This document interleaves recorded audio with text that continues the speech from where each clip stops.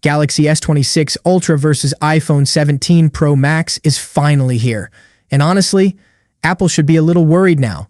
Samsung is not just competing, it's breaking records. Sahil has shared hands-on photos of both the Galaxy S26 Ultra and the iPhone 17 Pro Max. In the images, we can clearly see both devices side by side in hand, giving us a proper look at their design, size, and overall presence. And visually, both phones look premium and powerful in their own way. But let's be real. The true battle isn't about design. The real war begins in the benchmark tests.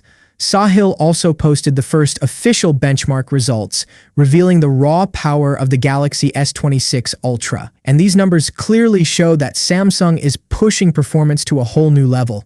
According to Geekbench 6 results, the Samsung Galaxy S26 Ultra delivers a single-core score of 3,648 and an absolutely massive 10,898 in multi-core performance.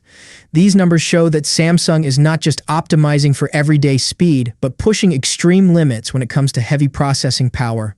Now let's compare that directly with the iPhone 17 Pro Max. The iPhone 17 Pro Max scores 3,792 in single-core and 9,832 in multi-core on Geekbench 6. Yes, Apple holds a slight edge in single-core performance, leading by just 144 points, a very small and almost negligible difference in real-world usage.